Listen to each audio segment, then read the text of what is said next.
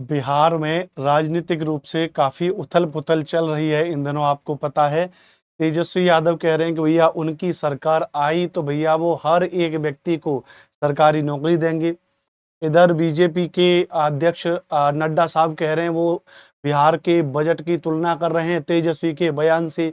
वो कह रहे हैं कि भैया तेजस्वी अनपढ़ आदमी है, उसको कैलकुलेशन करना ही नहीं आता। जितनी सरकारी नौकरियों की वो बात कर रहा है, उनको जो पैसा दिया जाएगा, सैलरी दी जाएगी, उतना तो बजट भी नहीं है बिहार का।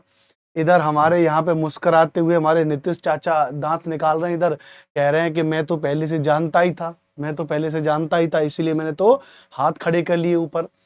बहरहाल लेकिन मामला चल रहा है कि भाई नीतीश कुमार की सरकार आएगी तो जिसको लेके उन्होंने कहा था कि 26-27 हजार जो भर्ती होंगी टीआरई 4.0 में, या ये भैया तेजस्वी यादव का यदि समय आएगा तो ये कह रहे हैं कि भैया हम पूरी भर्ती 1.25 लाख भर्ती निकालेंगे।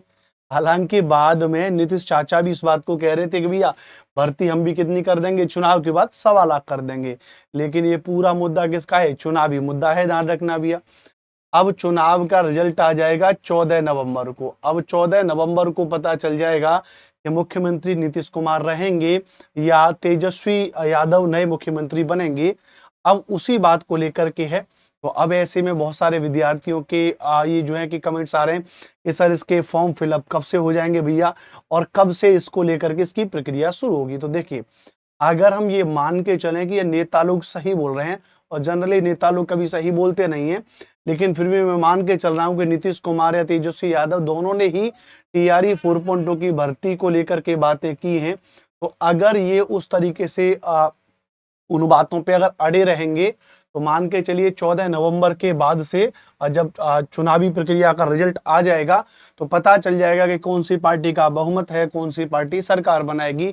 अगर नीतीश कुमार की सरकार बनी तो ये तो तय है कि भाई नीतीश कुमार की सरकार हुई तो टीआरई 4.0 की भर्ती की प्रक्रिया जरूर होगी, क्योंकि इतना खराब नहीं कह सकते हो आप हमारे नीतीश चाचा को, क्योंकि ऑलरेडी 1.0, 2.0 और या 3.0 की भर्ती वो करा चुके हैं, तो 4.0 भी भर्ती करा देंगे। हाँ, इनको सारी प्रक्रिया भी पता है।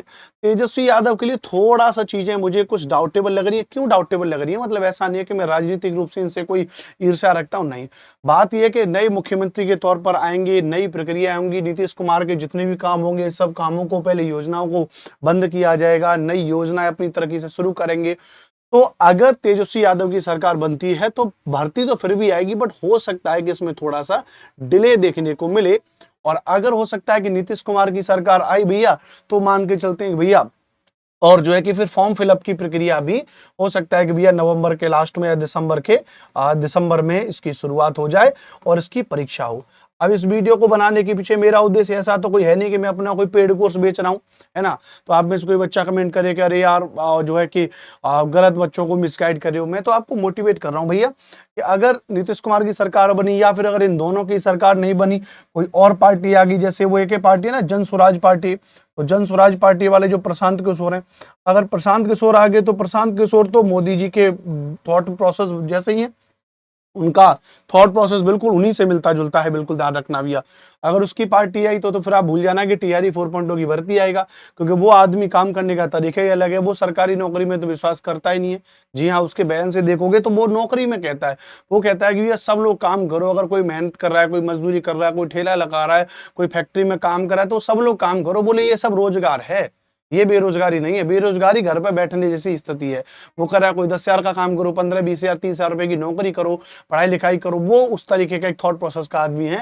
तो बहरहाल टीआरई 4.0 की तैयारी जितने भी विद्यार्थी कर रहे हैं, आप में से जितने भी विद्यार्थी इसकी तैयारी कर रहे हैं, बहुत सिंपल सी बात क्या है मेरे प्यारे साथियों, सेल्फ मोटिवेट रहिए आप लोग भैया। मैं क्या कह रहा हूं मेरे दोस्तों, सेल्फ मोटिवेटेड रहिए, अपने आप में मोटिवेट रहिए और अपनी तैयारी को करते रहिए। आपका जिस जिस भी वर्क की आप तैयारी कर रहे हैं, सेल्फ स्टडी करते रहें, अपनी पढ़ाई करते रहें। यूट्यूब से हम भी क्लासेस करा रहे हैं और भी बहुत सारे टीचर्स क्लास करा रहे हैं, उससे आप लोग अपनी पढ़ाई को करते रहिए, बस यही है। और अधिकतम जानकारी के लिए हमारे चैनल को सब्सक्राइब भी कर लीजिएगा भैया। इस चैनल को आप सब्सक्राइब कर लोगे, हमारे इस चैनल पर भी बहुत सारी क्लासेस आपके लिए चलती रहती है। बहुत बहुत धन्यवाद, बहुत बहुत शुक्रिया। कोई और डाउट हो तो वीडियो के कमेंट बॉक्स में कमेंट जरूर करना और चैनल को सब्सक्राइब जरूर करना। जय हिंद, वंदे मातरम।